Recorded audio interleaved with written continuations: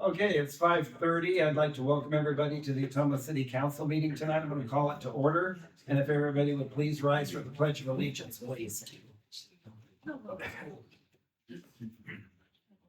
I pledge allegiance to the flag of the United States of America and to the republic for which it stands, one nation, under God, indivisible, with liberty and justice for all.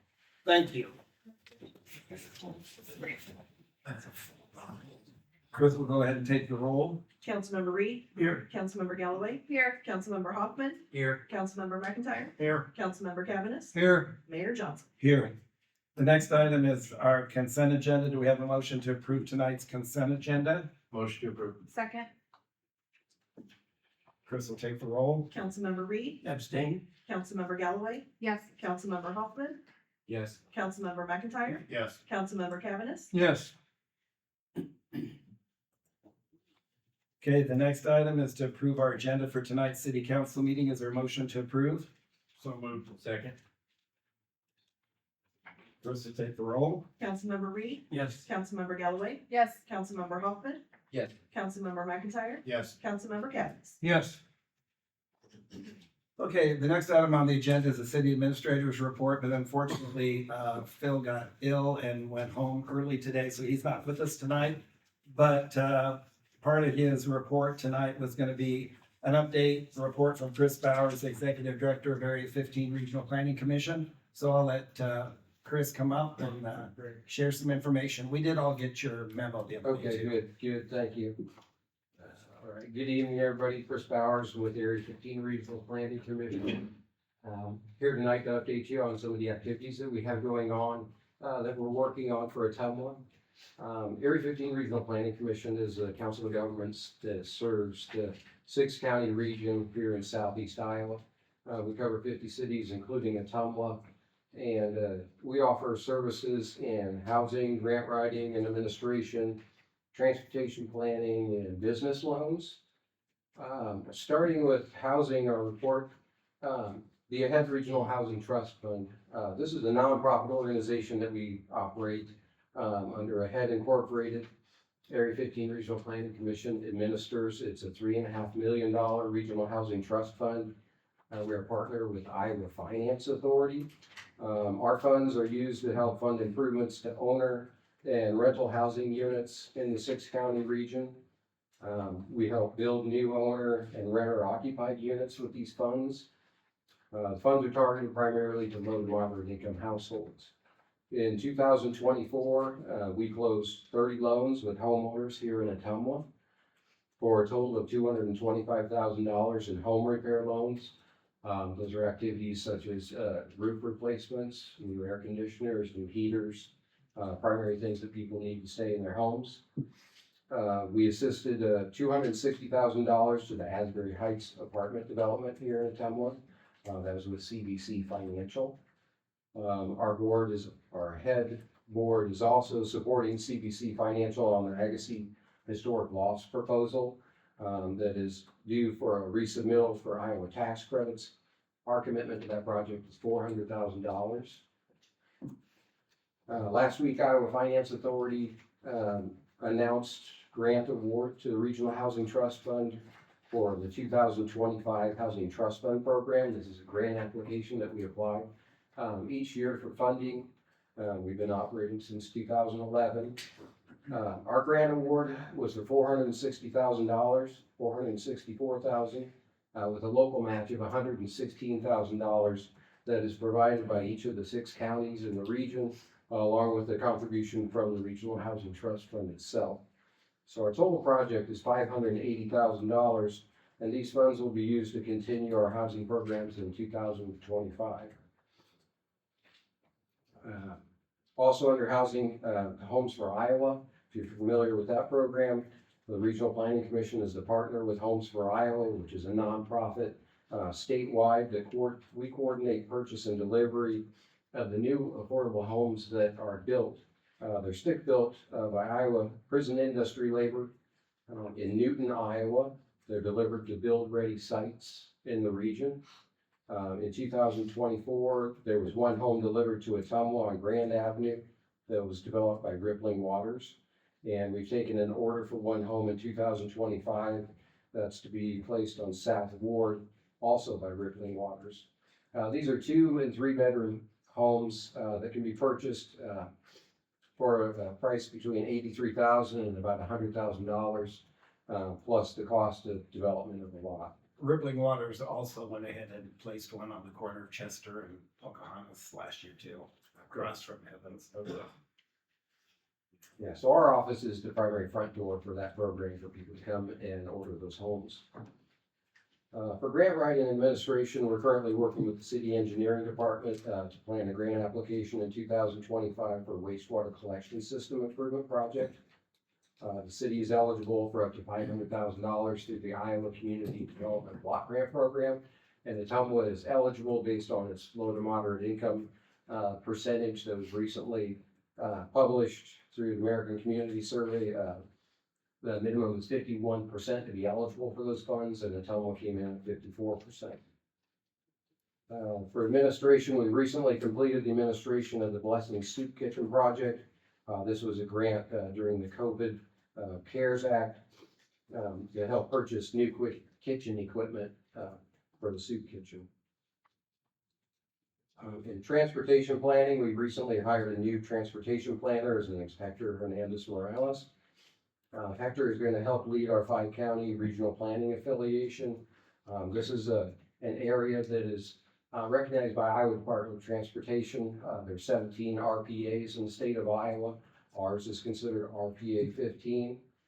We do coordination of all the federal funded projects for transportation in our region.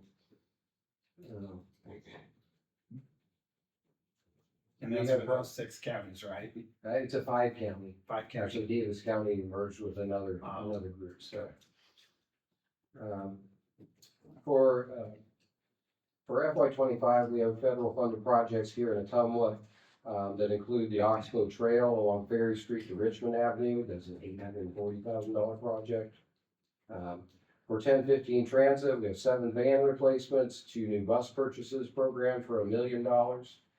On Mary Street, we have grading and paving from Ferry Street west to Shaw Avenue for $3 million. And in out years, we have FY 27 North Court Street pavement replacement from Park Avenue to Vogel Avenue for $3.2 million. We will continue to assist the city engineering department planning federal projects for FY 26 and 29 next year. Business loans, Regional Planning Commission administers another nonprofit organization called Ready Incorporated.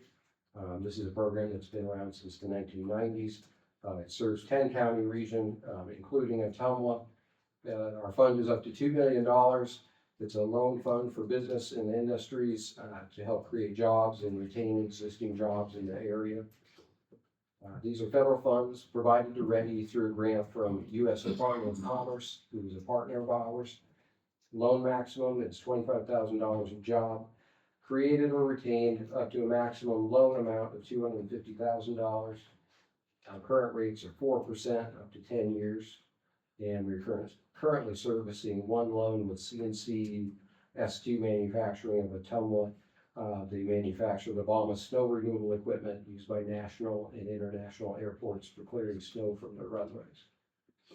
We currently have $1 million available for new loans, so we could take up to 4 new applications if they apply for the full amount.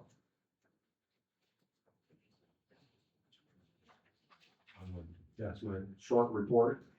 Hoping you have any questions. I'm glad you got Chris's position refilled, the transportation planner, but can you update us on where you're at with your other staffing vacancies?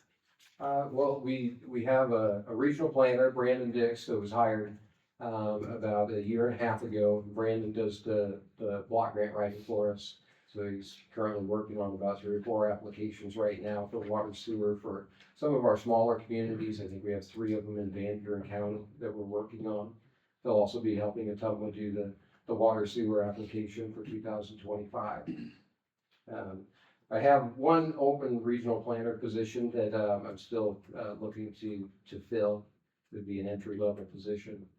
Ever since the COVID, it's been very difficult finding good help. At one time, did you have 3 planner positions Um, or not?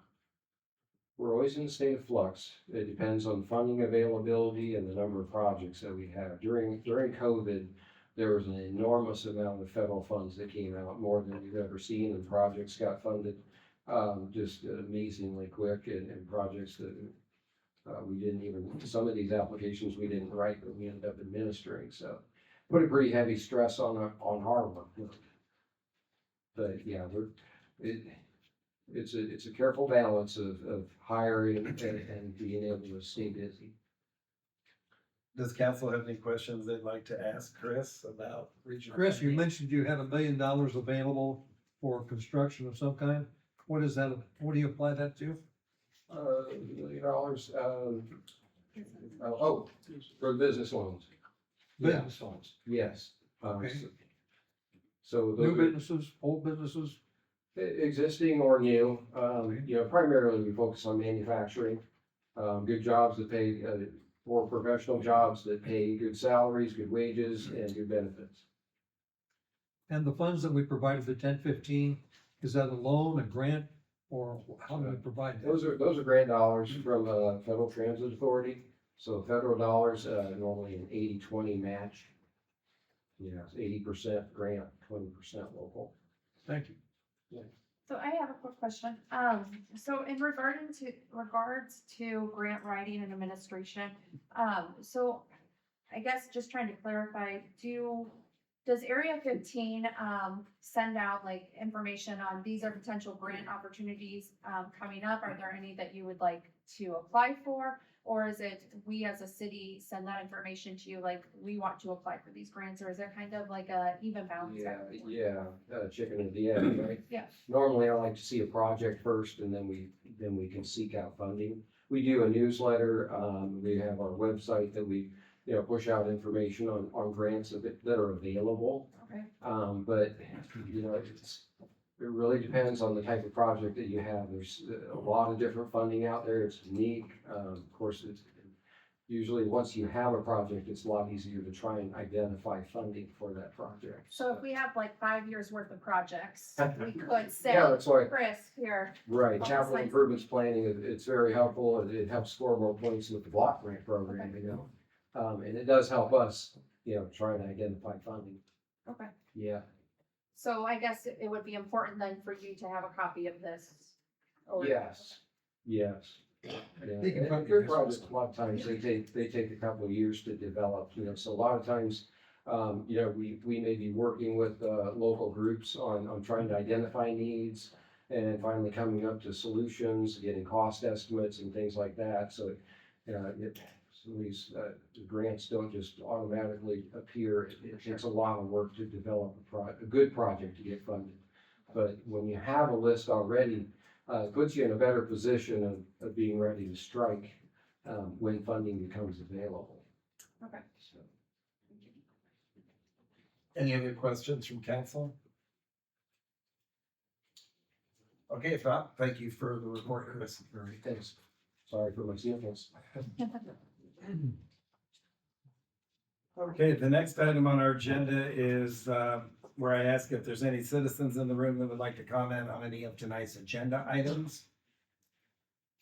I think we have somebody who wants to speak later on a non-agenda item, but is there anybody who wants to speak now on any of our agenda items tonight? Okay, if not, I think Chris has something that she wants to read. Read this. Whether during a public hearing or public input period, in order to hold an orderly meeting or hearing, we ask that you step to the podium when you are recognized by the mayor and state your name and address into the microphone. This is an opportunity for the public to address city council on any subject pertaining to council action scheduled for today. We ask that you limit your comments to 3 minutes to allow sufficient time for all those interested in speaking to ensure all other agenda items receive attention in an efficient manner. Okay, the next item on the agenda is public hearings, and I believe we have 4 of those tonight, so I'll turn it over to Chris. This is the time, place, and date set for a public hearing on the fiscal years 2026 to 2030 capital improvement plan for the city of Ottumwa. I'll go ahead and open the public hearing, and I believe our finance director, Mr. O'Donnell, is gonna handle this. Yes, sir. Thank you very much. In the initiatives for fiscal year 2024 through 26, the following goal was set. Create multi-year budgeting and capital planning / use priority budgeting. The proposed capital improvement plan or CIP meets portions of that goal in that revenues, operational expenditures, and debt service payments are projected for the 5 years of the plan. While no multi-year budgeting, the projections help staff determine if sufficient resources should be available to meet the city's capital needs. This should be taken into consideration when reading the CIP. It also must be noted that this plan is a roadmap. The CIP can and will change from year to year. Projects will be added, delayed, or deleted as priorities and financial conditions change. As part of the CIP, 5 policies are also being adopted. They are: 1, the CIP will be prepared in compliance with the adopted financial policies of the city of Ottumwa. 2, equipment and vehicle replacement schedules will be based upon established lifespans of said equipment, with vehicle replacements approved by the fleet committee. 3, the city will commit to annual road maintenance and repair with emphasis on managing road use tax and local option service and sales tax or loss to ensure that projects are completed in a timely fashion. 4, the city will commit to annual sewer maintenance and repair with emphasis on managing sewer improvement funds and local option sales tax to ensure that projects are completed in a timely fashion in compliance with established sewer separation plans. And 5, debt service and bond proceeds will be managed so that debt service levy will not increase or decrease greater than 5% from year to year due to the retirement or addition of debt, so long as doing so does not impact the goals of the plan. The policies are based upon priorities set by the council and the fiscal policies adopted by the city council. The plan does project several funds falling into a negative balance in future years. While this is concerning, these are estimates only and based upon current trends. Staff will adjust these estimates as part of the annual operating budget process to maintain balances. This may mean delaying projects and/or identifying alternative revenue sources. There are several proposed funding methods that will have an impact on our operating budget, those being: levying for road use tax personnel benefits. The plan proposes stepping the levy over 2 to 3 years to lessen the impact on the employee benefits levy. Additional borrowing for fiscal year 26 capital is needed. Several critical projects were identified as part of the planning process and must be funded in fiscal year 26. Most notably, the equipment to service the new soccer fields. This will necessitate an increase in the debt service levy. Debt service is being used for almost all non-street and sewer projects. This includes equipment for the road use tax fund, as that fund can no longer support pay-as-you-go capital purchases. The staff has tried to hold the annual borrowing to no more than $2.5 million per year. As part of the CIP process, staff had hoped to set an aggressive street repair program. The initial plan was $5 million per year using bonding, with the idea that lost revenues would service the debt. I worked with our financial advisor to determine the viability of this plan. This was also in addition to $2.5 million of annual borrowing for the CIP projects. I asked that our advisor follow these parameters. To maintain the debt service levy at the current amount or no more than 5% increase as per the proposed policies of the CIP. Not to exceed 80% of our debt limit for our financial policies. The first analysis shows that we could support the $2.5 million CIP issuance and maintain the debt service levy at its current amount of $4.22 per $1,000 valuation. However, loss could not support $5 million in $5 million in debt per year, as most of the funds are necessary to service the debt on Phase 8, Division 3 of the sewer separation project. The total issuance is $16 million. Though we did receive some good news tonight that we might be able to receive $1 million in forgiveness through the SRF loan, so that can lower that amount. And that's not calculated into any of the figures within the CIP because it just came tonight. A second analysis with $3 million annual bonding for street projects also was not feasible. The only option was to use loss in a pay-as-you-go method for streets.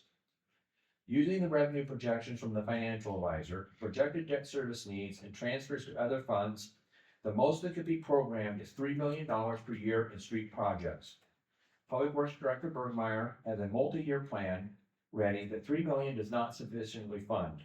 At this level, he estimates that the areas addressed in 24-25 would not be revisited for 30 years. With roughly 1/3 of the streets being addressed in each cycle, a street would be reconstructed or repaired once every 90 years on average. Administrator Rath, Public Works Director Bergmeyer, and I met with our financial advisor to look at options. 4 possible courses of actions were determined. 1, proceed with the annual maintenance plan based upon available loss funds, or approximately $1.5 to $2 million per year. Current annual maintenance expense for the patching, crack filling, and overlay is $750,000, but would not be included in the annual maintenance fund funded by loss. The road use tax fund would still receive the $750,000 annually that was going towards that maintenance to support the maintenance, street maintenance operations. Shift payment of the SRF loan for Phase 8, Division 3 to sewer fees. Lost revenue could then support $3 million in annual street repair. This would necessitate annual increases of 6.5% for 6 years and 4.5% thereafter in sewer fees. As a reminder, even if Division 3 was paid with lost proceeds, Division 4 through 6 would have to be paid through sewer fees, and an annual increase would be needed. And just for clarification, so some people don't understand lost, you're talking about the local option sales tax. Correct. Okay. Bonds for $3.5 million annually, with $1 million to streets and $2.5 million to CIP projects. The additional bond funds would bring the total for annual street maintenance program to approximately $4 million. The effect on the debt levy would be an increase of $1.35 per thousand. Outside the capital request, staff would be requesting the council levy for street department employee benefits in fiscal year 26, as previously mentioned. This is necessary to meet the current service levels. This will add an approximate 70 cents per thousand in the benefits levy in fiscal year 26 and approximately the same in fiscal year 27. And it is planned to step the increase in over several years. This is in addition to the fiscal year 26 capital bonds. Option 4, increase the franchise fees an additional 2%, with the amount of the increase to be dedicated solely to street maintenance. This would generate approximately $933,000 based upon current budgeted revenues.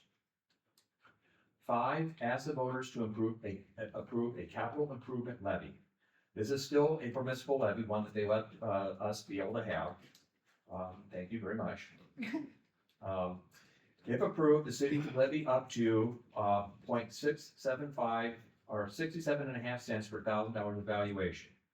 Using current taxable values, that would generate approximately $466,000.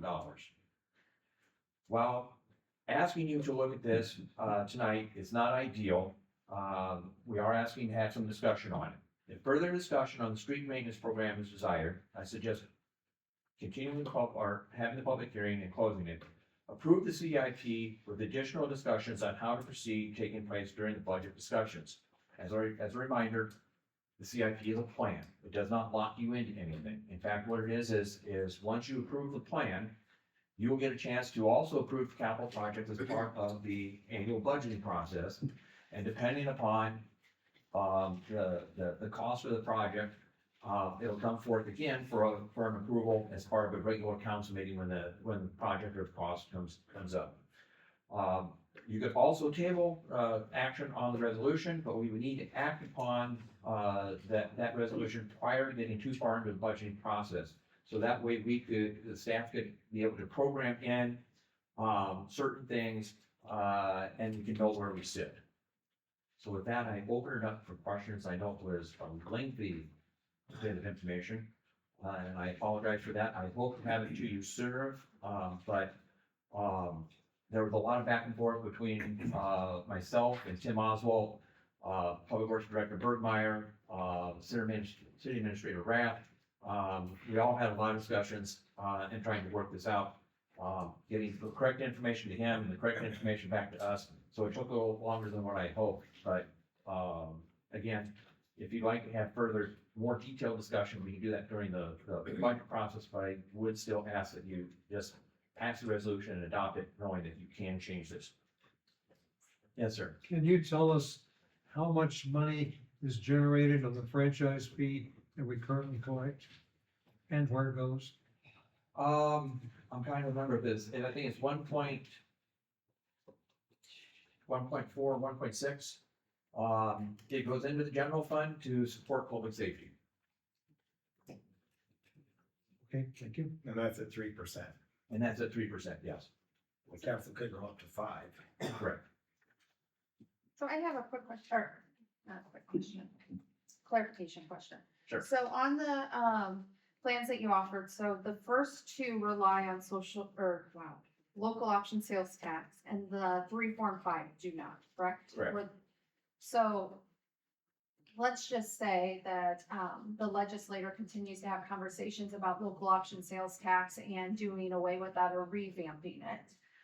1 and 2, if we were to look at 1 and 2, they could be potentially non-viable options next year. Correct. Anything funded with local option sales tax would become a non-viable option. Depending on what those, if they did anything. Now, just as an aside, the discussion I had is what they would do is they would collect all the local option sales tax, and we would, according to them, we would get at least what we're getting now. And we wouldn't necessarily get any increases, even though we might generate more of that. That would give us some stability, but again, it does, the plan projects a certain amount of increase over each year.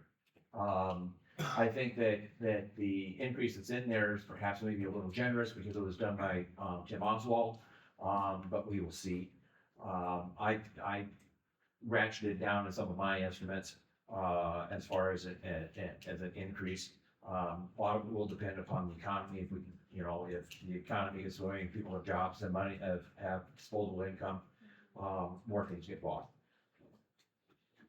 And beyond that, the conversation at the legislature regarding the lost tax and them taking it away from us, so to speak, is just conversation so far. Correct. They have not made any ruling, Correct. and we should stand up and go to Des Moines and say, no. 100%. And again, it's more of an aside, the Iowa, City County Management Association, has formed a legislative, committee. I am part of that, and we're splitting into 2 groups. One to, address, property tax issues, and the second to, begin, proactive, campaigns on local option sales tax to let legislatures know how important that is to our, not only just this community, but a lot of communities. There are some smaller communities that are located near recreational places, and that they rely heavily on the local option sales tax. I believe one community doesn't have property tax because they're small enough that the local option sales tax generated, right, pays for everything. So if it's taken away, it changes things. The city of Ottumwa shares part of that with the county, right? The way the formula is set up, that every city shares it with their county. Every city that has it shares with their county. It's set up on a formula based upon the size of your general fund and your population. There's two equations that they work out, and a portion of that does go to the county. Based upon, they get a portion based solely upon their, or I shouldn't say solely, but based more upon their general fund, the amount of their general fund versus their population, because you're only taking into consideration the population of the unincorporated area. Whereas ours is more heavily skewed towards population, and a little less than what their general fund is. Thank you. And both the city and the county have their own ability to decide what percentages they're gonna use for that distribution. Correct. And every jurisdiction has to adopt their own, ballot measure with, specifying where the local option sales tax goes to. Do you have any specific suggested recommendation out of any of these as the finance director? Well, what I will tell you is that right now, the plan, is built upon option 2. Okay, if you look through it, it's built on option 2. I did not want to go with, options 3, options 4, because, I know that, I don't like placing more of a burden on property tax. We're going to lower our property tax in the, levy in the general fund in order to get down to that 810 limit. But how much do we increase it, and then it offsets any of that decrease, right? And at a $1.35 per thousand on top of the 70 cents plus, I think an additional 30 cents, possible in, debt service levy, that makes it really hard to put that all on the taxpayer. So I did not want to go with 3, and of course 4, that is maybe what we, consider as a, absolute last resort. I know the council's feelings on the franchise fee, so it was not something that we wanted to come out and promote right off the bat. Good. Leave it in as an option because there is that option there, should you choose to use it. But option 2 does give the most money available for street repair. Well, option 2 is right now probably the most viable. It was, the other thing we have to look at is there a way to reduce some of our expenditures, on the operational side in, sewer? If we do, what it is, I don't see us saving $1 million that we can then put towards, projects. We could maybe get up to 100,000 if we really tried hard and really, really economized on things. There is the ability to delay some of the capital projects. The problem you run into is that, for streets and sewers, if you delay any of those projects, you're just kicking the can down the road. If you're looking at equipment, like I said, we use the fleet committee, and they really try to determine, when the value of or when the maintenance costs outweigh the value of the, piece of equipment. That's when they really recommend it to be,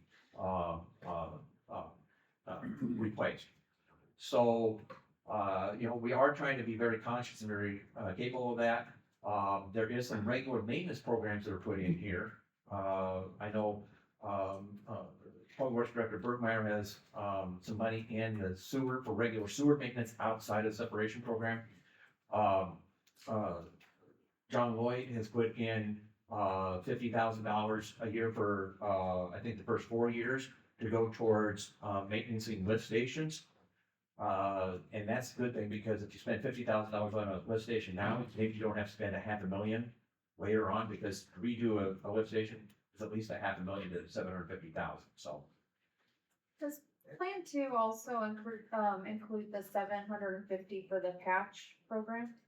No, No, okay. no, that is actually rolled into the $3 million maintenance. Okay. But the road use tax still gets the $750,000 because it's necessary in order to maintain operations within the street maintenance operations itself. Under option 2, if you were gonna shift phase 8 of the sewer separation project to sewer fees, is there enough money in there to cover that, or do people's sewer fees substantially go up on their water bills? Well, what it is phase 3 is projected 16 million, and all the little different projects are part of it, $16 million. So, as I said, that would necessitate a 6.5% for the first 6 years, and then 4.5% annual there going there forward. What is in here is Division 4, which was estimated at around 7.2 million. We're paying most of that out of pocket. That we're using reserves for, and using some of the local option sales tax reserves in order to pay for Division 4 out of pocket, instead of putting it on sewer fees or debt service. Cause isn't, phase 8 the last part of the sewer separation project that you guys have just started? There's No.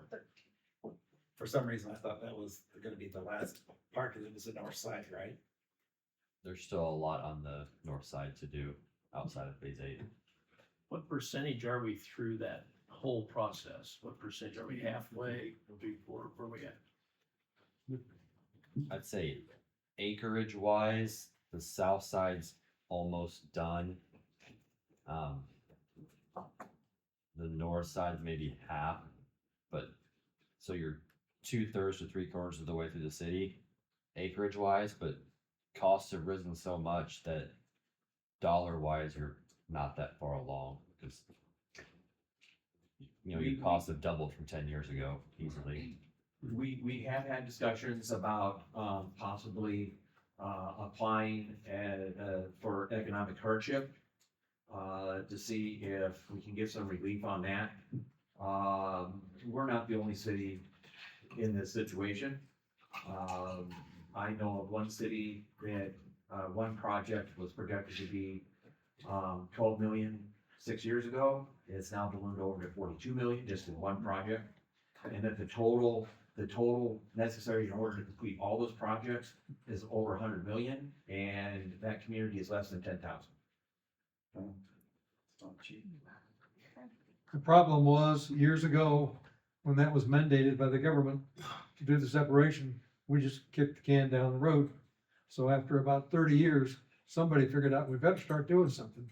And so now we've got multiple amounts. And Ottumwa was not unique in that situation either. So it's an unfunded mandate. I mean, they told us we had to do it, but Correct. they don't help us pay for it. Correct. The best that we can do is we can get a low interest loan through the, state revolving loan fund, the SRF.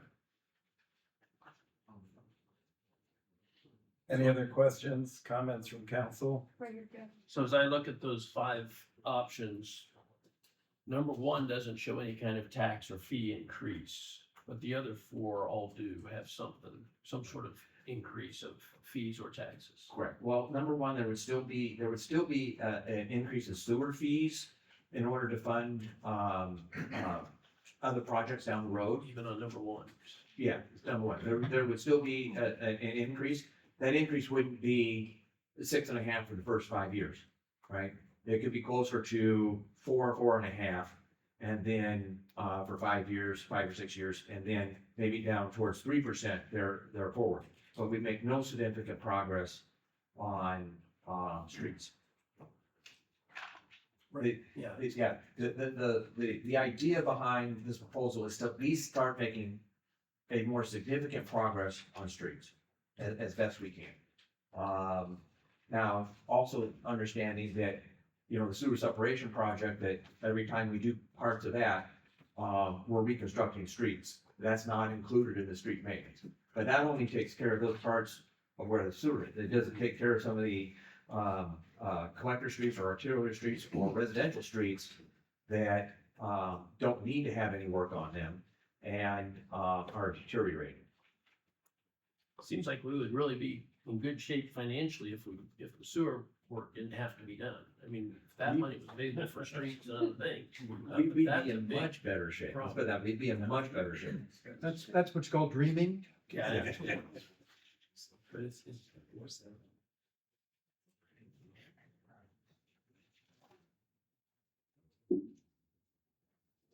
I don't wanna be all doom and gloom, because there was a lot of hard work put into this. One of the things I forgot to say at the beginning was this, is that I need to thank the department heads, the department managers, everybody who, worked to get their projects in, to, work with, finance on, setting up where the revenues are coming from, and, putting in the descriptions and everything else that's in there. Without them, I'd still be upstairs typing. They did a lot of good work on this, and they should be thanked. This was not just a finance project. This was a citywide project, and a lot of people put a lot of hard work into it. Well, and I really appreciate the 5-year plan, especially because I think since the last 3 years that I've been sitting at this table, a lot of the conversation has been, well, why haven't we need to have a plan, we need to be forward thinking, we need to stop, like fixing problems, and we need to start. And so I really truly appreciate this. And I think, also hearing from Mr. Bowers, I think it helps us be able to plan for grants and, other projects in that Correct. way, especially if we want like a lazy river or something at the beach. And that, you bring up a project that it sits out at year 4, year 5, Mhm. right? And then as we approach year 4, year 5, if we are not able to get the grants, we're not able to do capital funding, and we're not ready to bond for any portions of it, right? That's something that gets pushed down the road, right? And Because it also gets more expensive. it also gets more expensive, you're correct. But it's one of those things that, you very, very much like to have it. It isn't critical that we have it though. There's a few other things in here. One of the projects is a possible amphitheater for Bridgeview Center, because there's been talk about having an amphitheater. Well, again, that's gonna have to be something through a capital campaign, through grants. It's probably not something that we would fund through debt service, right? So, there's those type of projects that are in there, but if they're not in here, they don't get considered, right? Well, and I also think it gives the public, opportunity to see the city, looking at different projects on how to improve our community also. And it also may ignite a fire in some of our community that's like, oh, I really want, the amphitheater, how can I help support, things like that. Sure. too. So, the other comment I wanna say too is, we have heard, you can go on Facebook probably today or other means and hear about the streets and the roads, and we need to fix them. So I appreciate you looking at how we can actually start, the both of you looking at how we can, actually start to make progress on that. So I think I understand having to look at increases, for example, in number 2. I think that, Tim Alberts was here last week and talked about an increase to water, and that was gonna be like $1 or something, or maybe less, I don't remember exactly. But that's kind of what we're looking at with the 6.5%, correct? If we were to go. Yeah, and it's because it's based upon usage, though there's different components to the, sewer fees. There is the base, there's the flowage or the usage fee. That's all projected for 6.5% increase on any fees. We also looked at, and, if that's the route you wanna go, and even if this isn't the route you wanna go, Public Works Director, Bergmeyer brought up, that, something that has been looked at before but hasn't been acted upon, is that, for a mobile home park or a, apartment complex, they have one water meter, which means they get one base fee, even though you might have 10 kitchens, 10 toilets, 10 showers, right? So what it would be is that, we would then impose a, base fee per unit, right? They would still have their flowage fee, because the flowage fee is anybody that uses water, right? But then we do a base fee per unit. And I think there was I think that a couple $100,000 in Probably per something we year. should probably look into also. Yeah. So I guess my question is we're looking to approve the CIP, but now we're also potentially wanting one of these 5 measures, or looking to, Right. have further discussion. Right, and what I would say is you're adopting the plan with the caveat that we'll be talking about this during the budgeting process. There was no way I was gonna walk in here and say, hey, you gotta pick an option, right? Yeah, I appreciate That's a political suicide, So, but we will have further discussions on this, and then we can decide where we go with it. We might be able to come up with some hybrid or something else before then. We might say, hey, you know what, we're not gonna do anything this year, but look at maybe next year, as far as building something, because I think we're pretty well planned out this year already. But that, and again, that's something we can have further discussions with the budget. And then the last thing I'd like to say is, I think that, there's been many council people who have run on better roads and fixing the roads, and I feel like you're giving us an opportunity for some of us to fulfill those promises, so. Correct. Thank you. It's a hard decision. It's it's gonna be a hard decision, right? And I don't envy, you or any of us, making that decision. No. We're gonna have hard decisions all around, due to a lot of different things, but, we'll work through them as best we can. We're not the only city facing hardship. I appreciate this plan. And I appreciate the planning and all the work. Yes. And, you know, you talk about the hardship. Well, we want our city to be attractive to people. We don't want to see fees going up. We want to see fees going down and taxes down, and that's where we prefer to be. You do have to pay for fees. Just so you know, and I say this because we have had, I have now heard it from a couple of legislators, that, they need to do more reform on property tax, because, cities have to rein in their spending. And, one even said that 718 was passed, and it meant that cities had to take a good hard look at their budget for the first time in a long time. And if, I had been closer, I might have strangled it.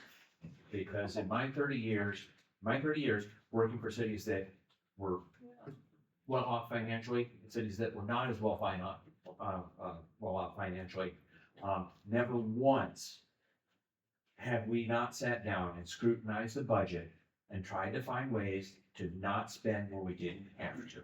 I appreciate that.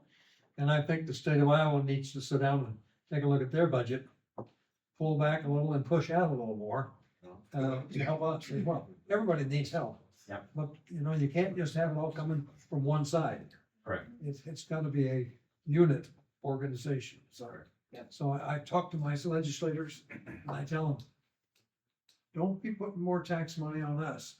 How about sending us some of your tax money? I agree. Keep it up, keep, get us some more money.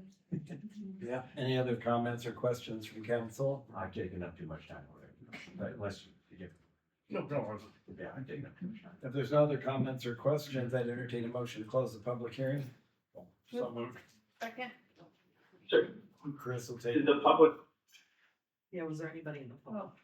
Oh, yes, was there anybody in the public, I'm sorry, that wanted to speak on this topic before we close the public hearing? Thank you, Logan.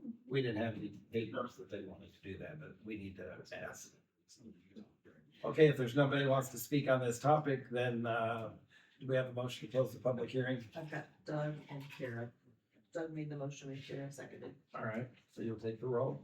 Councilmember Reed, Yes. Councilmember Galloway, yes. Councilmember Hoffman, Yes. Councilmember McIntyre, Yes. Councilmember Cavanagh. Yes, Resolution number 279, 2024, approving the fiscal year 2026 to 2030 capital improvement plan for the city of Ottumwa. Recommendation pass and adopt resolution number 279, 2024. Is there a motion to approve the move the recommendation? recommendation. Second. Chris will take the roll? Councilmember Reed, Yes. Councilmember Galloway, Yes. Councilmember Hoffman, Yes. Councilmember McIntyre, Yes. Councilmember Cavanagh. Yes, This is the time, place, and date set for a public hearing on the proposal to convey interest in real property to Washington Incorporated pursuant to a proposed purchase and development agreement related to a project within the Westgate Economic Development Urban Renewal Area. I'll go ahead and open the public hearing, and I believe Zach, you're gonna take this one? Yes, thank you, Mayor. Welcome back. Thank you, council. The city owns the property at 536 North Hancock. We discussed this in a previous meeting a little bit. It has a derelict, half of a garage on the property, and the other half is owned, on another parcel is owned by Washington Incorporated. The garage is in poor condition, needs to be demolished. That neighboring property owner has offered to purchase the property for $1 in exchange for, their services in demolishing that nuisance garage. This was placed for a public offer for competing proposals. That was published for 30 days. We did not receive any other proposals for the lots. The staff recommendation is to proceed with selling the property for that $1 amount, and then they be directed to take ownership of it, to take down that garage. Then does Wash King get to purchase 280 square feet of the property? I was a little So I was a little you'll bit see on the confused on map, there's also a small bit of vacated right of way that's behind the house there that they're also wanting to purchase. the whole piece of property is not very large at all in terms of somebody else building something on it, so. Right, the lot on figure 1A is the lot with the half a garage, and then figure 1, or A2 is that little bit of abandoned right of way that's cut off from anything else that is part of their property, or contiguous with their property.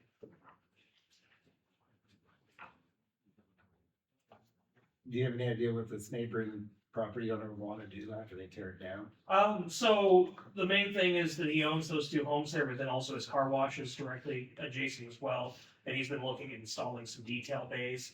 At one point, we talked about including that as one of the obligations in the development agreement. He's not comfortable with that because he wants a little bit more flexibility for using the lot. And, you know, his perception is that demolishing the garage has been an issue for a long time is sufficient. And I think in the meantime, he's agreed to mow it, Yes. which takes the burden off of us. Yes.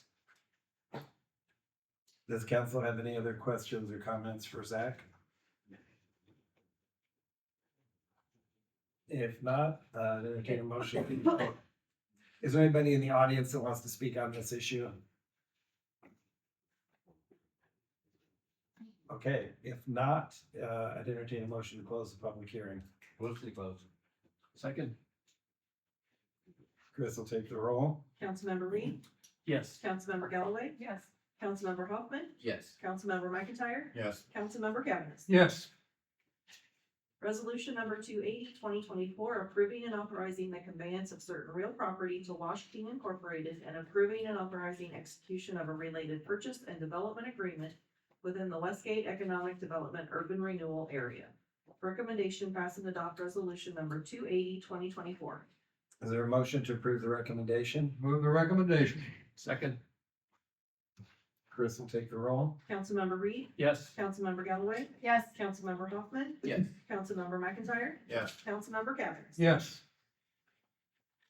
This is the time, place, and date set for a public hearing on proposed ordinance number 3236, 2025, amending the code of ordinances by changing the zoning classification of property known as 102 North Hancock and 103 North James, legally described as lots 193 and 256 in Danes Addition, to the city of Ottumwa, Walpole County, Iowa.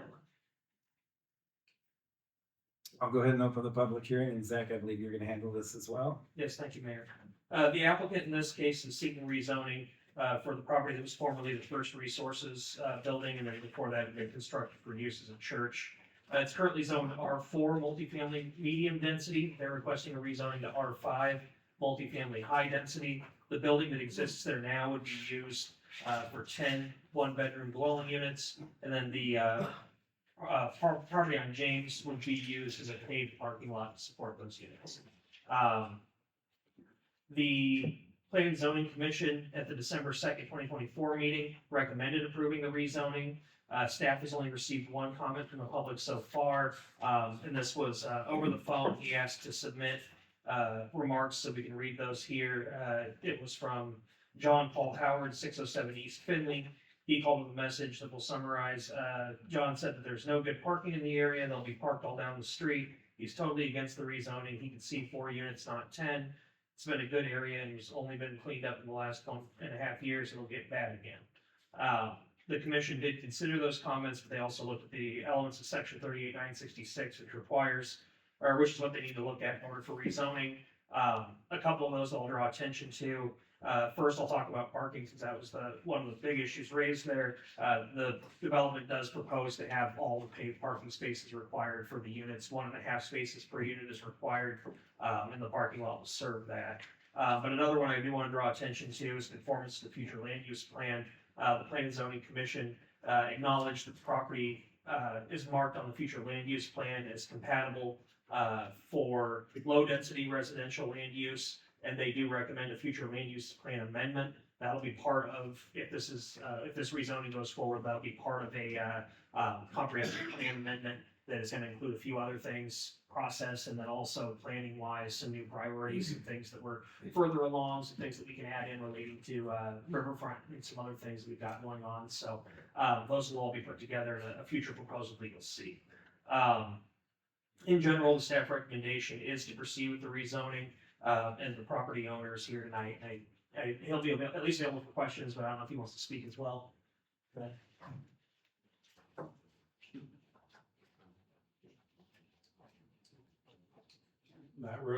Matt Road, 17494 Bluegrass Road, Ottumwa.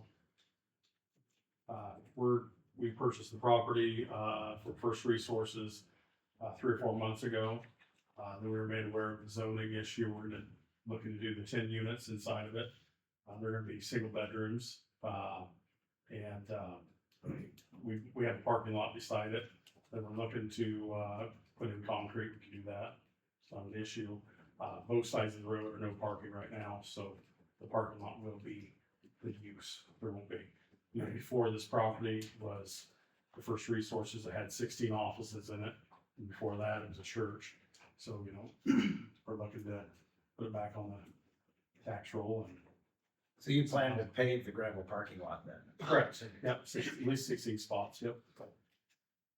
And will these 10 units be made as part of the original building? Or Yes. you're gonna be adding additional buildings to the No, lot? no additional buildings. It'll all be repurposing the building. Okay, So there'll be 6 units in the top and 4 in the bottom. There'll be single family, have a communal washer dryer area, all key codes. There's architectural plans. I assume we might have those. And then, so those were drawn up by an architect. And then we have all the funding, private funding. Everything's ready to go. These will be market rate housing. There won't be no low income. And we'll fill in fast. You said key, like a key fob to get in and out? Yeah, so the way the building's set up now, it's kind of like a split foyer house. Yeah. So you can either go down 5 or 6 steps, up 5 or 6 steps. And then what used to be the reception area, that will be new now, the communal laundry area. And then you can either go right or left. Everything will be key code to get in. Yep, it's all set sounds up. like you got it figured out. It's ready to go. We just need approval. We're ready to rip. This is how we keep our guys busy through the winter.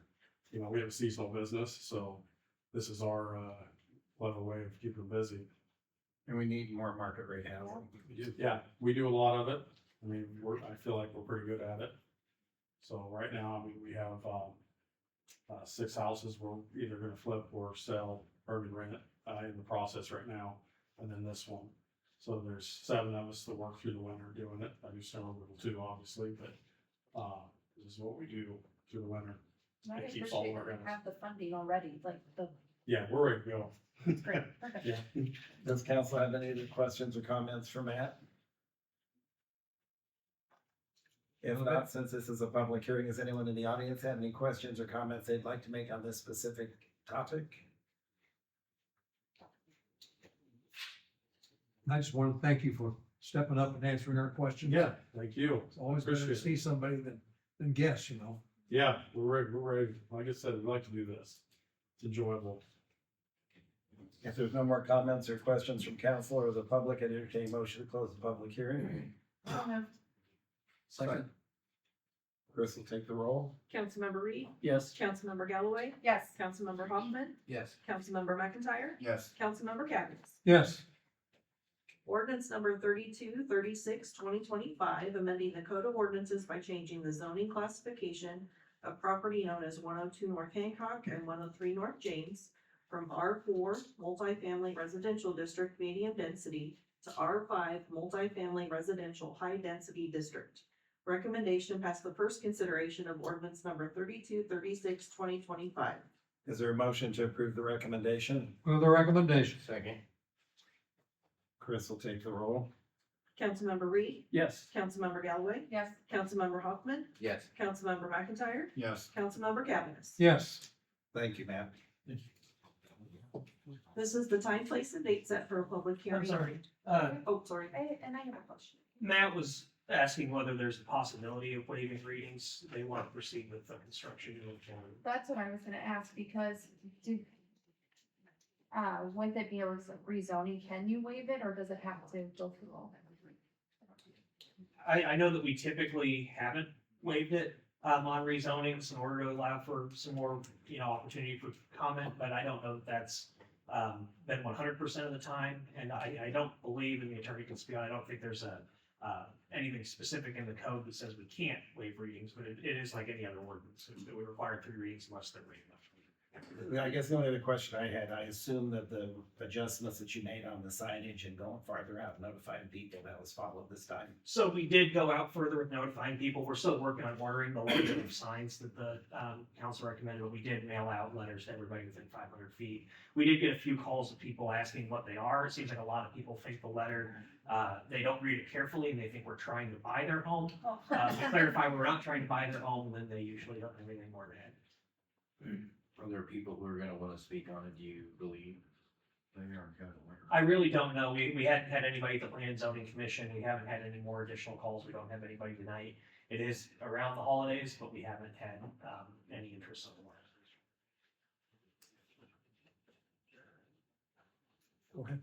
Oh, I don't know. Chris, sorry, this is Logan. Chris, do you know when the, public notice was published? There's a copy of it in the packet. 11/28. There you go, 11/28. Okay, the legal requirement is 7 days notice, but beyond that, there's no requirement for that the council hold all 3 readings. So you would be okay if you wanted to waive them.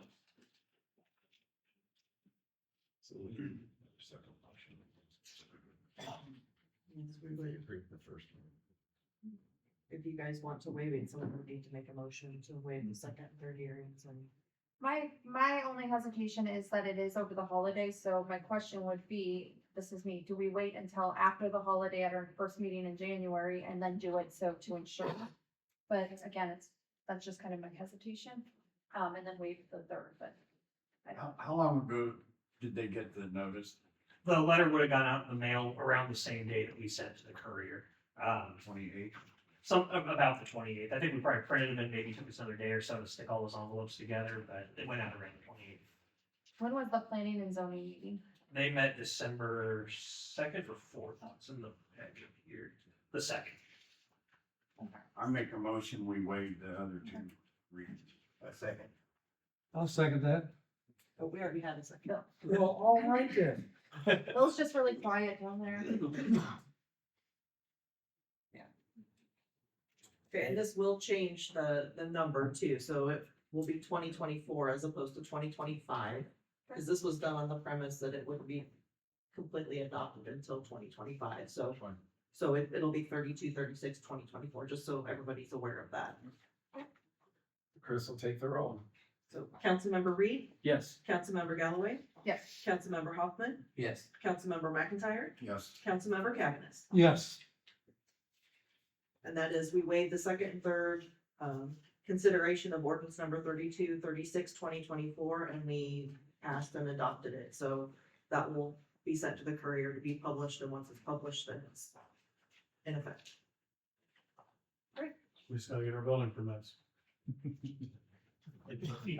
And pay a fee. Yeah.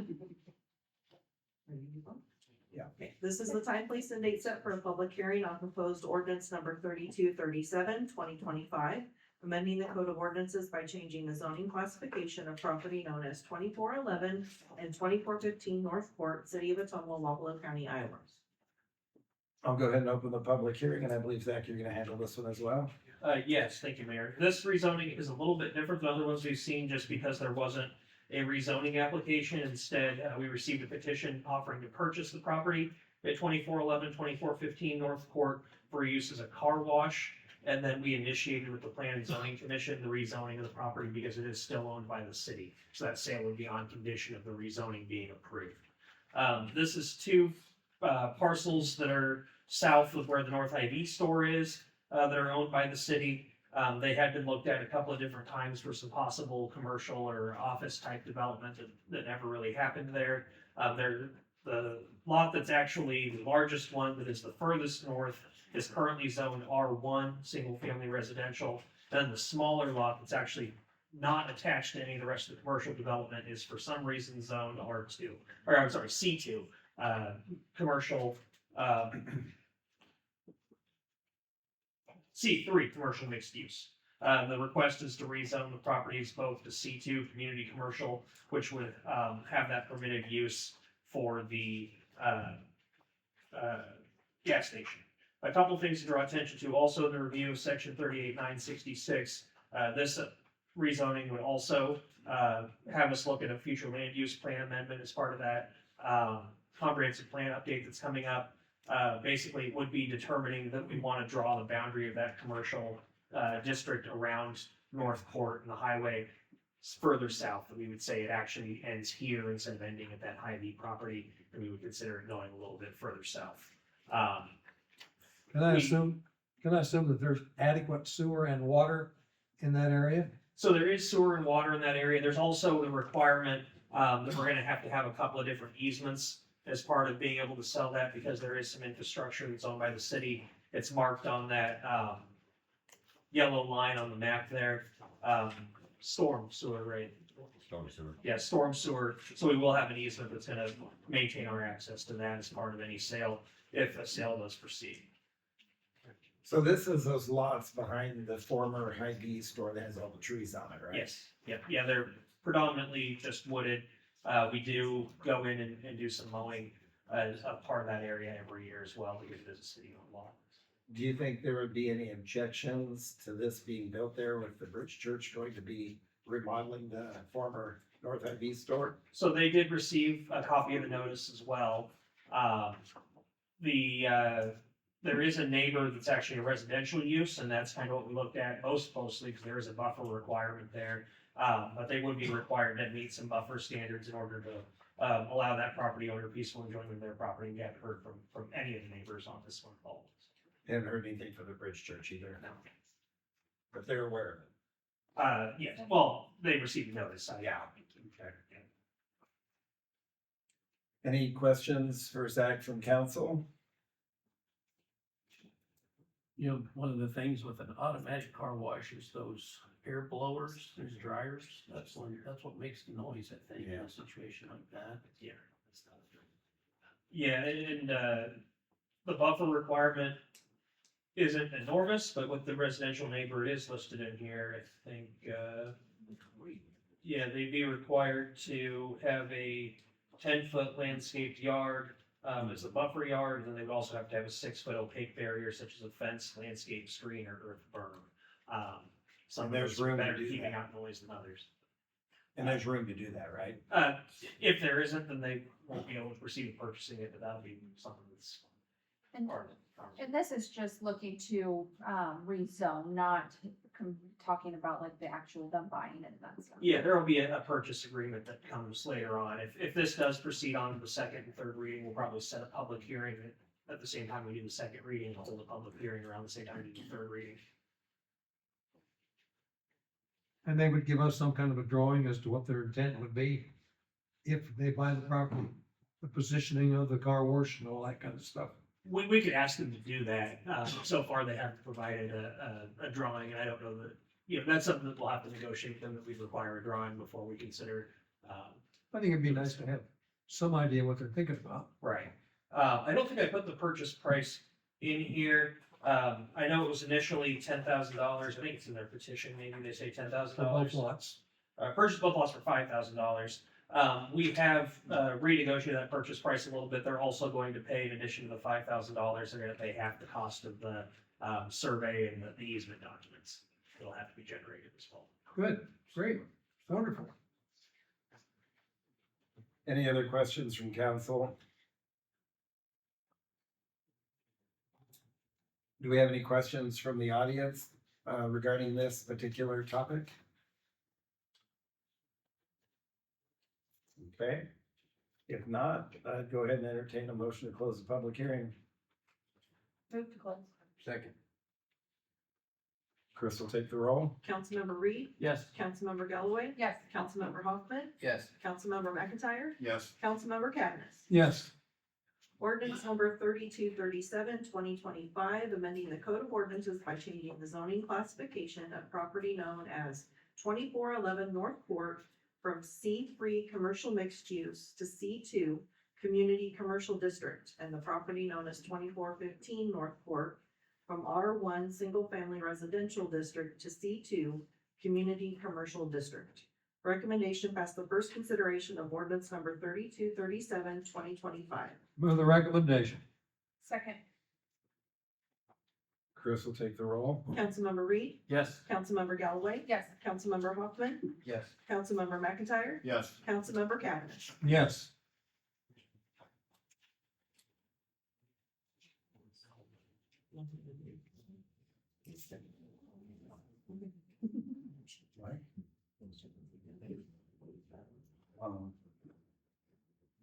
Ordinance number 3234, 2025, discontinuing the Public Safety Advisory Committee of the City of Ottumwa and repealing Chapter 2, Article 6, Division 5 of the Code of Ordinances of the City of Ottumwa, Iowa. Recommendation passed the first consideration of ordinance number 3234, 2025. Do we have a motion to approve the recommendation? Move to approve. Second. Chris, I believe you're going to handle this. The Public Safety Advisory Committee exists within the city's code and used to meet on a monthly basis. Whether due to COVID restrictions or a reduction in issues, the committee had not met for a couple of years. In 2022, the code was changed to meet quarterly, however, there was still not sufficient purpose to meet. Following a survey of current committee members and the mayor, it is recommended to dissolve the committee. Per Iowa code, the city is required to hold a public hearing regarding the desire to proceed with dissolution. A public hearing was held on November 5th, 2024. The 30-day waiting period has expired and the ordinance is attached. So, according to Iowa Code 392.7, the council may discontinue an administrative agency by adopting a resolution proposing the action of publishing notice as provided in section 362.3 of the resolution and of a date, time, and place of public hearing on the proposal, and may discontinue the agency by ordinance or amendment not sooner than 30 days following the hearing. So I'd entertain any questions if anybody has any.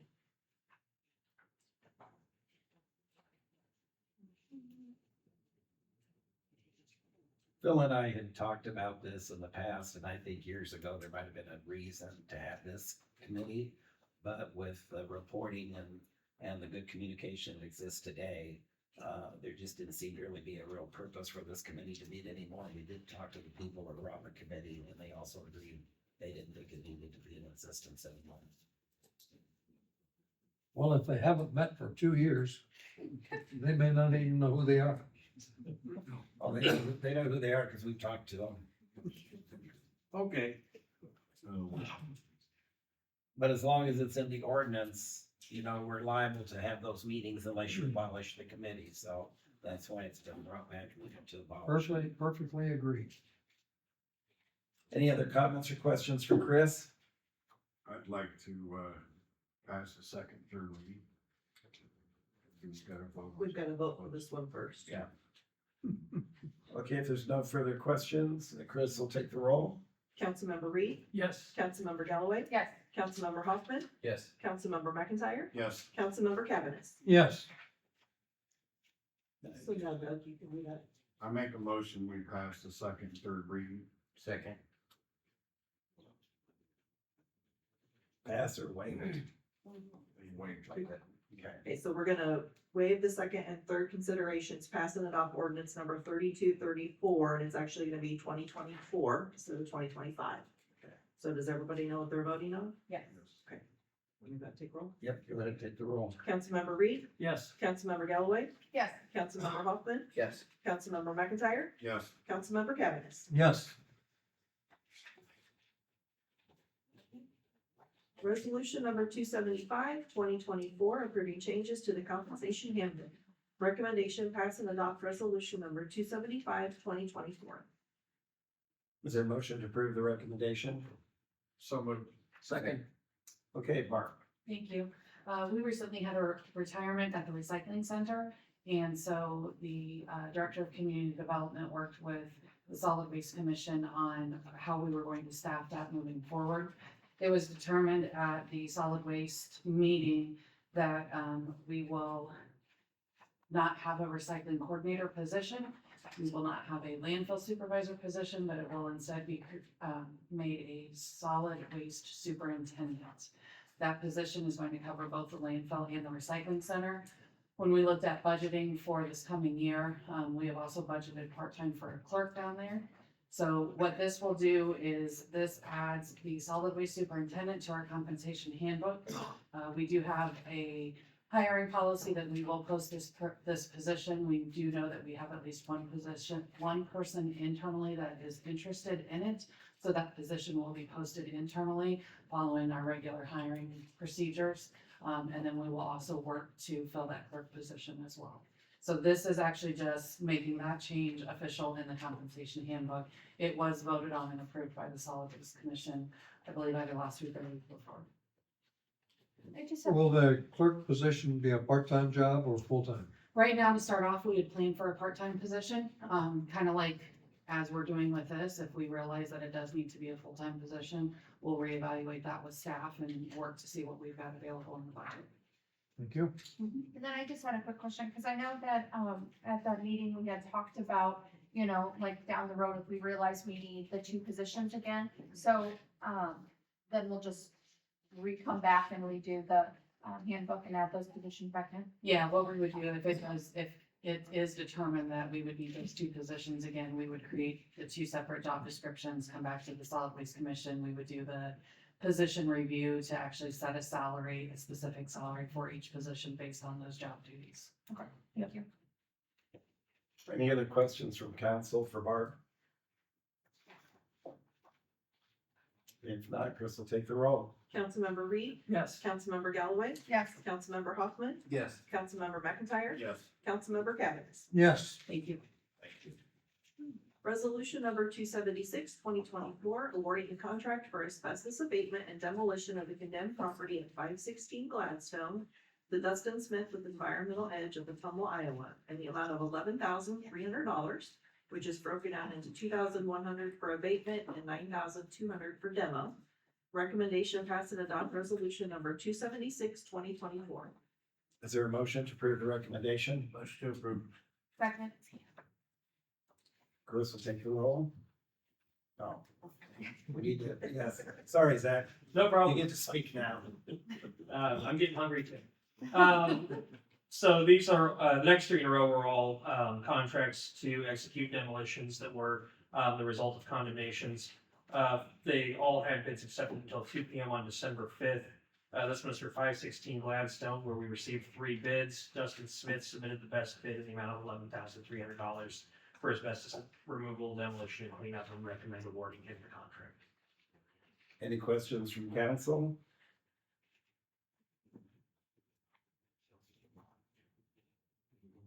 If not, Chris will take the roll. Councilmember Reed, Yes. Councilmember Galloway, Yes. Councilmember Hoffman, Yes. Councilmember McIntyre, Yes. Councilmember Cavanagh. Yes. Resolution number 277, 2024, awarding the contract for asbestos abatement and demolition of the condemned property at 320 North Holt to Weston McKee at Fairfield, Iowa, in the amount of $13,700. $3,500 for abatement and $10,200 for demo.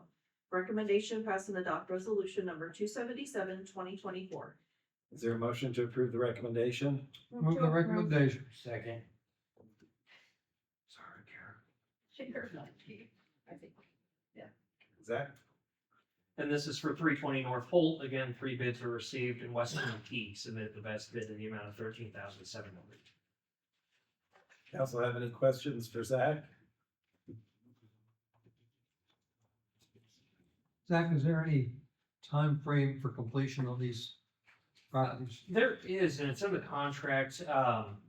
They have to serve a 10-day notice they're going to do the asbestos abatement.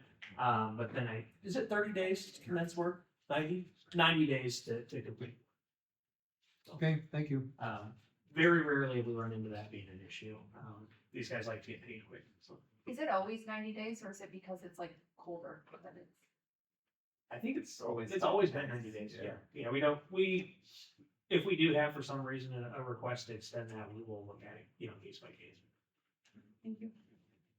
Any other questions from council? If not, Chris will take the roll. Councilmember Reed, Yes. Councilmember Galloway, Yes. Councilmember Hoffman, Yes. Councilmember McIntyre, Yes. Councilmember Cavanagh. Yes. Resolution number 278, 2024, awarding a contract for asbestos abatement and demolition of the condemned property at 625 Morris Street to Dustin Smith with Environmental Edge of Ottumwa, Iowa, in the amount of $9,700. $1,200 for abatement and $8,500 for demo. Recommendation pass and adopt resolution number 278, 2024. Is there a motion to approve the recommendation? Motion to approve. Second. Okay, Zach. Thank you, Mayor. This is 625 Morris. Again, we received 3 bids and Dustin Smith had the best bid in this case for $9,700. We recommend awarding the contract. I don't want to jinx this at all by saying it out loud, but we have had consistently lower than average bids this year, which we're encouraged by. You know, everything can change, but typically 17,000 is around the average what we've seen. So we've been consistently under that this year. And I think it's because we've had a good amount of competition among multiple bidders. So hopefully that keeps helping out. Good. Great. Council have any questions for Zach?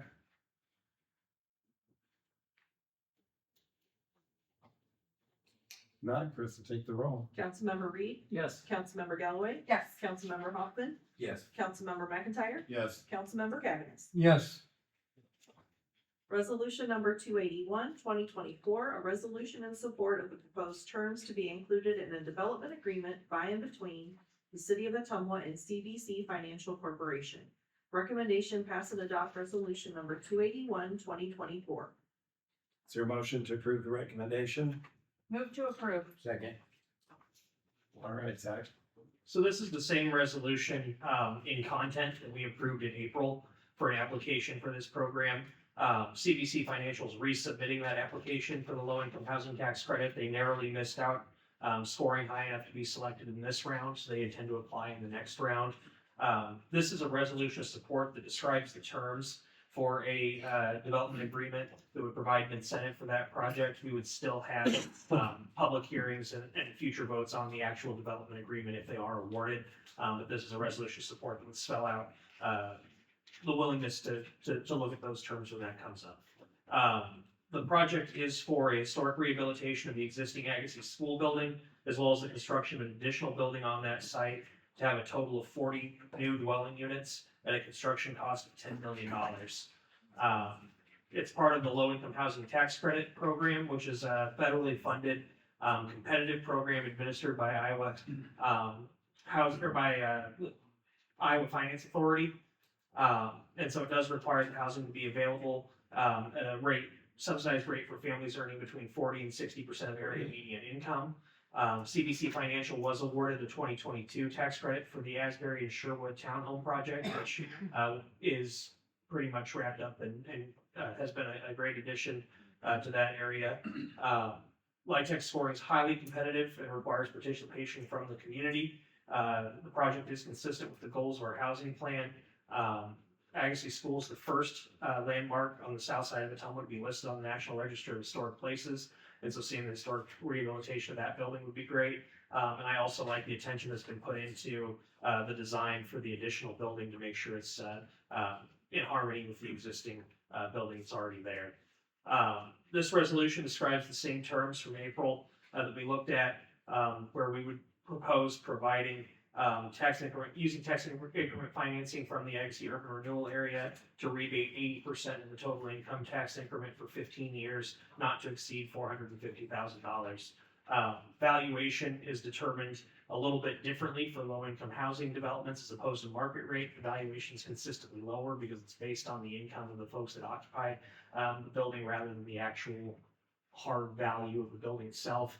But after that compliance period is over, typically that value goes up and it becomes market rate housing, and that's been the idea behind the program.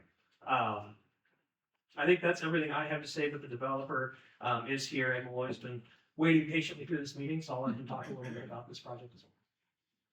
Thank you. Good evening, Mayor and Council. Thank you very much.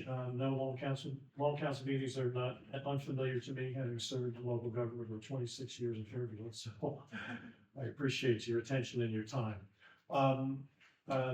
For the benefit of Councilman Reed, who was not here last spring, other council members, you have seen this presentation, so we can go through it very quickly. But as I think Zach did a very good job of comprehensively giving all the highlights for what we're looking to do. This is, and one correction, Zach, we going through the process of acquiring state, historic tax credits.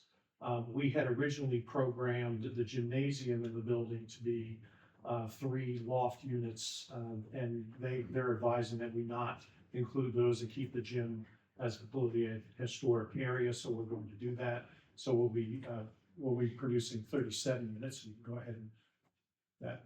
Of course, this is the building here. The next slide. The LIHTC program is something that is a competitive basis. The state gets funds every year to allot towards this and then open up a competitive bidding process for these.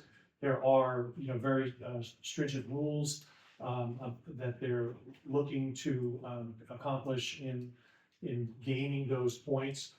We've been very competitive, and last year there were 10 projects awarded out of 27 applications.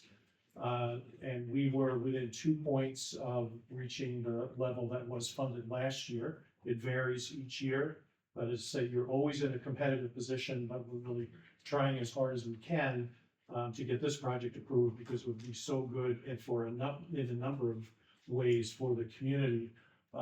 At the Asbury Heights project right now, we opened that up in mid-July. It's been completely full from day one. We have a waiting list of about 50 people. And each year, each time we do an application, there is a new market study that's done. So there's still a good demand in Ottumwa for this type of housing. As much as everyone loves to have the market rate projects as well, this is still needed. And really, honestly, when you see the families that are taking advantage of some of these programs, they're not the poorest of the poor. They really are people that are just trying to make their ends meet. Go ahead, next slide. Go ahead. As a developer, we've developed projects in Fort Dodge, Fairfield, a couple of projects in Phoenix, and then, of course, the new townhome project that we opened here in Ottumwa. Good. Go ahead. The project scope will be 37 rental units, 25 in the historic building itself, and then we'll be building another building on site that'll have 15 units, and we're trying to keep it architecturally very close to the design of the Legacy School building. This is how it would sit on the site. So, excuse me, I believe that's the southwest corner where the new building would go, and then there'll be parking and a playground as well. Go ahead. That's an elevation of the new building, so we're again trying to keep that character. Some of the typical units in there. This has been a really fun project, because if you've never been in that building, or if you went to school there, you may remember that the corners of each of the classrooms is a small library area with 2 built-in benches and bookshelves that are all hardwood made, and all of those will be kept in the apartments themselves. Some layouts for the first floor and then second floor. Go ahead. And then the history of this is that we've owned the building since 2016. We received the National Historic Registry designation in 2020. We've had it rezoned. Area 15 has made a commitment to this project of $400,000, as Chris Bowers mentioned earlier, and they are renewing that pledge for this application. We have an architectural firm that specializes in this out of St. Louis, Missouri. We're working right now on construction estimates with Estes Contracting, but we win the award, it'll go to a competitive bidding process. And then our application this year is due February 17th, so it's earlier, which we're happy about, so that we can keep this moving. But we should know by April if we receive the award this year or not. This is just a sample of some of the rent totals based on 40% of the area median income or 60% of the area median income. So they become very affordable, for folks in all of these different categories. And then there's a rent adjustment based on that percentage of AMI, and also adjusted for utility costs as well. Those come off of some of these rents as well. That's just something that we used in calculating the TIF value. And again, thank you, and your support would be greatly appreciated in this. We are very hopeful that we can get additional points in this round's application and be able to start constructing the project after receiving a successful award. Any questions? What is your projected use of the gymnasium? It's a great question. It's gonna be a common area. Okay. And, so we'll see. I guess the first question is, can we use it as a gymnasium? Probably. But I think we'll probably do a little bit more thought on that. This is recent instruction that we got from the State Historic Preservation Office. Okay, thank you. I just wanna say, I've been, so I sat on the historic, commission when this project came, to be the National Registry. So this project has been, I've been excited about this project since then.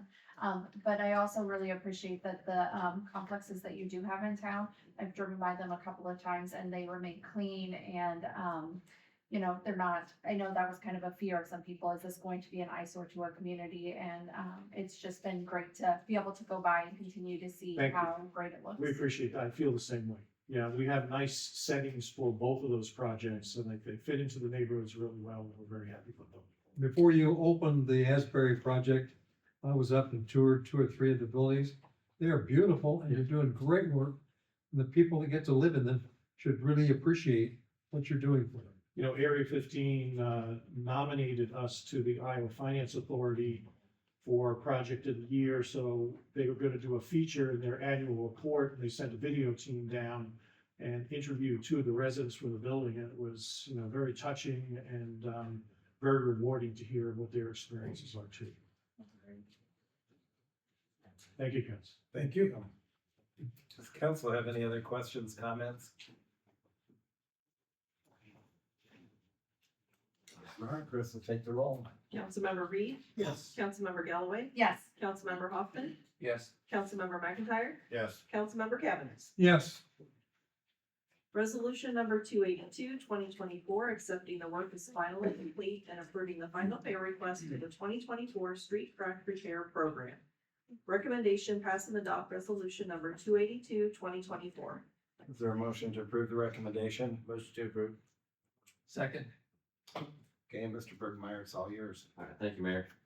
So this project is one of our annual maintenance programs. It consists of sealing street cracks throughout the city of Ottumwa. We set it up for a specified lineal fee. This year it was awarded TK Concrete of Pella, Iowa. The project was completed according to the plans and specifications. And this resolution will authorize final payment to release all retainage. The original contract amount was $63,720. Previous payments were $60,534. So there's a final payment to authorize of $3,186. Any questions from council for Philip?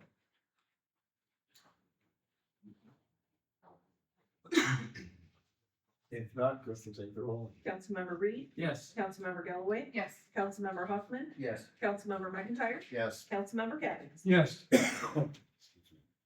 Resolution number 283, 2024, approving preliminary engineering services agreement between the city of Ottumwa and Burlington Northern Santa Fe Railway Company for the Burlington Northern Santa Fe Levee Crossing Project. Recommendation pass and adopt resolution number 283, 2024. Is there a motion to approve the recommendation? so the recommendation. Second. Okay, Philip. Alright, thank you, Mayor. I was gonna say BNSF rather than saying Burlington Northern Santa Fe 15 times. So that's what it means. So this agreement will pay for BNSF to perform engineering review and evaluate the feasibility of constructing a levee closure structure across their railway tracks. The city of Ottumwa was required by BNSF to submit drawings to BNSF's engineers for review in order to ensure that the structure we're building across their tracks doesn't affect the operation of the railroad. Again, just to reiterate this for anybody new listening, the levee closure structure is gonna be required by FEMA to bring our levee up to standards because of the changes of flood off of the Wind River, so, this is something that we're required to do in order to build it. The total estimated cost of preliminary engineering services as outlined in the agreement is $12,187. And the city of Ottumwa and BNSF both agreed that this estimated cost cannot be exceeded without the agreement of both parties, so if something happens in the next review or something, we'll have to come back and get more money. So this is a hard cap of what we can spend. And where will this be built again? It's on the, at the west end of Gateway Drive, if you, just to your right. Almost where or the Canadian Pacific tracks intersect with Okay. Orange and Northern. The Right. levee turns around there and intersects the tracks. Got it. Council have any questions for Philip?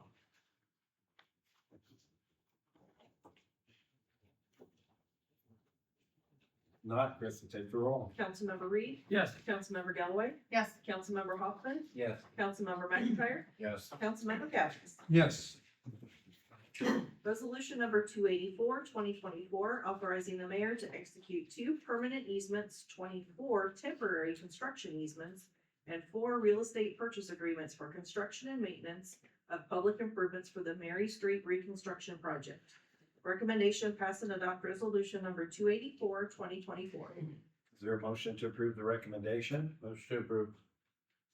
Second. Okay, Philip. All right, thank you, Mayor.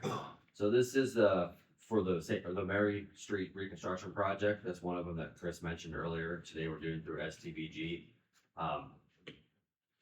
According to STVG rules, the DOT requires us to get easements signed and squared away before we can submit the plans to the DOT for review.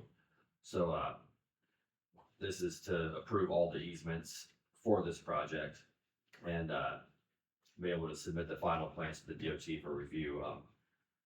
The project, just as a recap, it's a full width reconstruction of Mary Street from Ferry Street to Shaw Avenue, along with a widening and a left turn lane at Ferry Street. We're putting in new storm sewer, new sanitary sewer, water main, and sidewalks, to upgrade to ADA requirements. The attached easements, real estate purchase agreements, were acquired by JCG Land Services. Every one of them's been signed by the landowner. They've all agreed to it voluntarily. There was no condemnation or anything like that, so it's all voluntary. Every one of them's getting paid for the easement too. We didn't ask for anybody to donate their land. It was all, they were reimbursed for their troubles or for the land we needed to acquire. And again, this is the last step we're required to do before submitting plans to the DOT, which if we get them submitted this month, we can go to bid in March and get it started for construction in April. Council have any questions for Philip? There were several easements. Yeah, there's a lot. A lot of them are just temporary in order to, tie it back into people's yards and do dirt work back there. Then when we're done, we'll plant it back to grass and it'll be like green over there. Any questions, comments from council? I assume that the city is paying $350,000 on this project and the $3 million is buying. Was mentioned earlier in the meeting. Yeah, it's the number he mentioned, it was a round number. It's 3 million and some numbers after that. The 3.35 is just the construction estimate. So once we go to bid, we'll find out exactly what it's gonna cost, but yeah, it's the estimate. And the total cost of the easements for anybody who's not looking at the resolution right now, it's $7,950 for the easements and then $6,700 for the real estate purchases for the right of way. Any other questions or comments from council?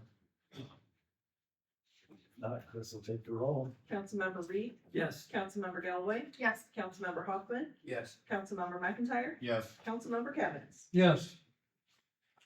Resolution number 285, 2024, authorize the purchase of 3 video detection systems and 4 advanced cameras from Traffic and Transportation Products Limited in the amount of $55,600.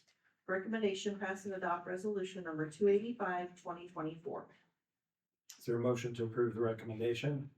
Move the recommendation. Second. Okay, Philip. All right, thank you, Mayor. So the traffic department has identified 3 intersections with substandard detection capabilities. One is Wildwood Avenue and Highway 34, which has loops that break a lot. They're required to be repaired 2 to 3 times per year. Iowa Avenue and Highway 34 has issues because one of the legs, people will stop a long ways from the stoplight to allow trucks to turn, and they'll fail to trip the loops. And then the third intersection was Main and Jefferson, which was fitted with they're like little pucks that you embed into the concrete, and they're supposed to be radio controlled. Well, we've had 3 of those go out already. It hasn't really lived up to the hype on the reliability issue side of it. So rather than replacing those pucks with new ones that we don't think are worth replacing, we want to replace that one with the video detection system as well. So we intend to replace these 1 per year for the next 3 years to kind of spread the cost out. And when we called to budget for this year, the vendor returned with a quote for 3 of them for $16,000 each right now. We purchased one of these units in May for $24,500, so it's like a 35% discount over what we paid just 6 months ago. And when you add that together, we're basically getting 3 intersections for the price of 2. So we're asking you to authorize us to spend beyond the budgeted amount to purchase all 3 of these units at once. Now, are these the units that are failing? No, this same unit is the one that was installed at 5 Corners, Okay, and the electricians and traffic department are all very happy with the way it performed. We had issues with 5 Corners again with it not getting detected very well. And even with the buildings there and the weird angle of the streets, we were able to go into the computer and you can set boxes where the signal needs to detect cars, and it works really, really well. It's been very reliable. It was definitely one of our most complained about intersections, and this particular detection system has solved our problems with that intersection. Except I was at 5 Corners last Thursday for 15 minutes going back and forth trying to trigger the light. Oh, were you? Yeah, Let me know where you're at, and we can Okay. look at that. I was hoping that an officer wouldn't come see me, just go back and forth trying to get this light to trigger. I don't worry about it, I just drive right through. Oh. So you don't have enough budgeted money to take all 3 of these things? Yeah, so we budgeted 28,000 for one. And this is $16,000 for the base camera unit, because Highway 34 is permitted speed at 45 miles per hour. We'll need a second camera for each direction there to see cars from farther away in order to account for the speed. The one single camera that sees the entire intersection, it can't see far enough away for that. So we have to purchase 2 extra cameras for each of those intersections. So there's four extra cameras for the high speed streets, and then the $16,000 covers all the hardware and the camera that sees the lights itself and the stop bars. So where are you proposing the extra funding come from? From the road use fund balance. And all those totals are in that 55,600? Yep.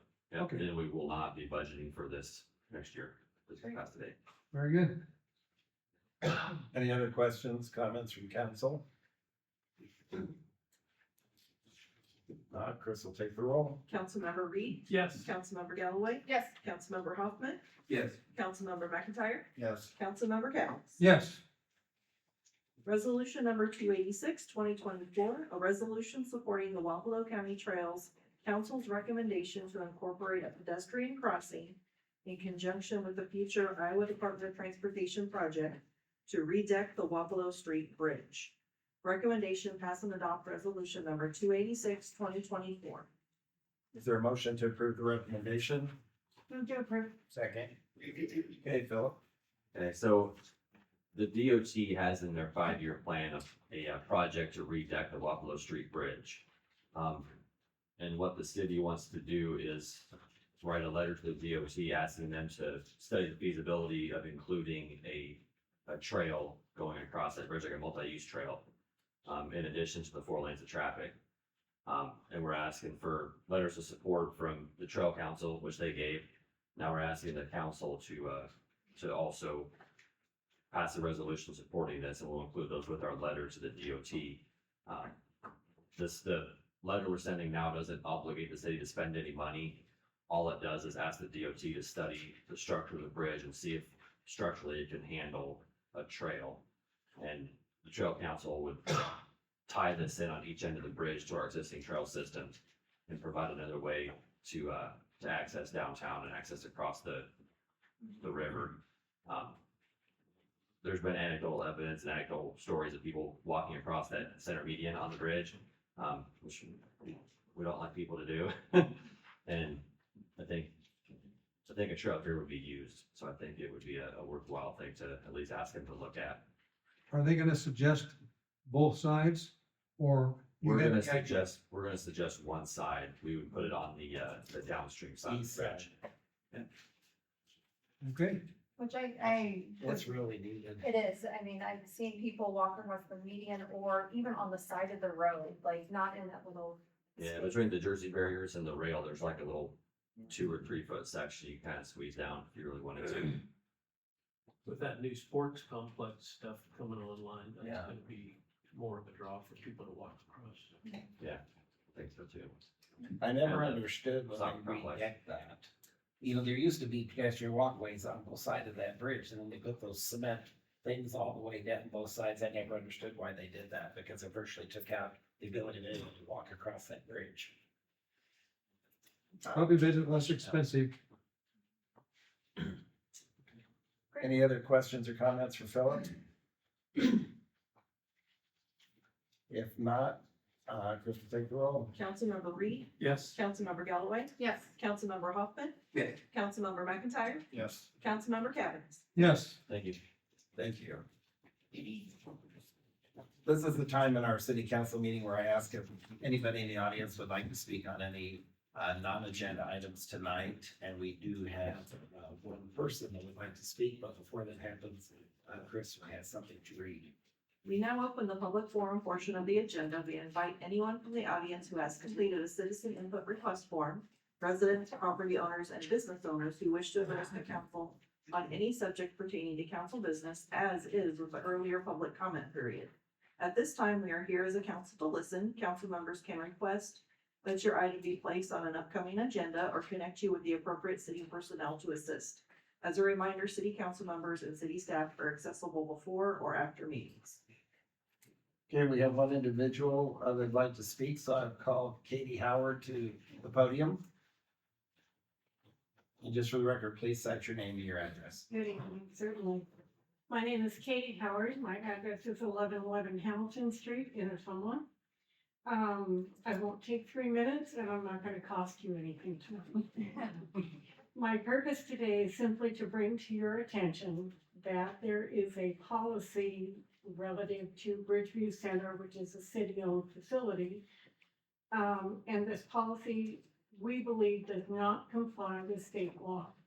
I've distributed, you have had distributed to you tonight copies of a letter sent that details all of the information about this, this challenge, if you will. And I've been assured that this is going to be referred to your city attorney. So I'm done with that. I just wanted to, bring it to your attention. And I hope to see further action on it. Thank you. Appreciate it. Thank you very much. thank you, Kitty. Anyone else like to speak on any non-agenda items tonight? Okay. The next would be any communications or reports from mayor or city council. And before I ask the city council if they have anything, I would just like to publicly thank Councilwoman Galloway for serving as mayor pro tem over the last 7 weeks while I was recuperating from my knee replacement surgery. And appreciate all that you did to cover for me while I was off. We had fun. Does anybody on council have any communications or anything they'd like to say? Just a couple things, and I'll go quick. I went to the water board meeting, they do have a plan they're getting ready to send to FERC, for the hydro dam plan. So they are gonna send that plan in and they expect word or approval back by June of 2025. Now, I know that's kind of a lengthy process, but that plan has to, be reviewed.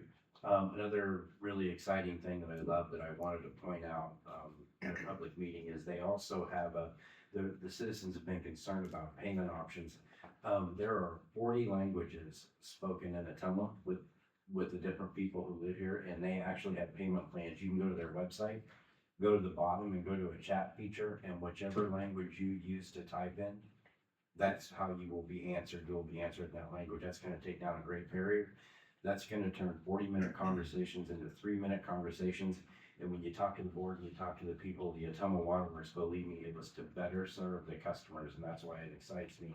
Because now they can serve so many people so much easier than having that barrier. The only other thing I had was we had a library meeting, and they got some exciting things going on now. They did call out a new custodian, a new associate, Stacy Collins, who went way above and beyond, helping some of the customers find books and find research material. So I always want to recognize, my boards when somebody goes above and beyond. So she's doing a great job. So I wanted to give a big shout out to her, give a big shout out to the water board for what they're doing. So no, I appreciate it. She was actually very helpful recently to a homeless gentleman too. Exactly. Yep, that was one of the times that she's helpful she's helpful to everybody. So if I understand it right from talking to Tim, the Waterworks Board did decide they are gonna try and save the hydro dam, and it's FERC's allowance that they're gonna give them a multi-year to do it, but they specifically have to do a project every year in order for it to. And they extended their time, and they have to have their plan turned in. The plan has to be reviewed. Now, Chad, you were there. It was June of 2025 is kind of what we were looking at for them to get it looked at and approved. So they are planning on repairing and doing everything that's needed to have that hydro dam in tip-top shape over the next 10, 12 years. I think it's 15. Is it 15 years? 15. Okay. I think it's 2040. 2040 is I the believe. deadline. So that should make a lot of people happy. And I think one of their first projects is to get the hydro turbines turned so that they can generate some money to help pay for the projects they're gonna be doing. Because they have only one out of the 3 that's currently working. That's right. And they're only 60 years old. I don't know why they didn't hold on. But they're huge too. Yeah, that's good news, I think. Yes, very good news. Any other comments or communications that any council members? would like I to don't make? know if I should ask Mr. Bergemeyer or Gene, who's responsible for doing the crossings over the railroad tracks? Because I was really disappointed. They did a bunch of them. And then the one that's used the most, Market Street, it's not well done. I just want to. That one's being replaced next year. They're gonna move the railroad tracks next year. They're gonna- move them? Yep, they're That's gonna, interesting. they're gonna get rid of the Amtrak center platform and move the tracks closer to each other, so those weren't touched because they're gonna be torn up next year. That's a good answer. Thank you. Any other comments or communications that council would like to make to the public? We'll see you in the new year. Yeah. Yeah, everybody have a great Christmas and a wonderful New Year. And if there's nothing else, I'd entertain a motion to adjourn tonight's city council meeting. So moved. Second. Chris will take the roll. Councilmember Reed, Yes. Councilmember Galloway, Yes. Councilmember Hoffman, Yes. Councilmember McIntyre, Yes. Councilmember Kay. Yes. We are adjourned. Everybody, thank you for attending our council meeting tonight and safe travels home.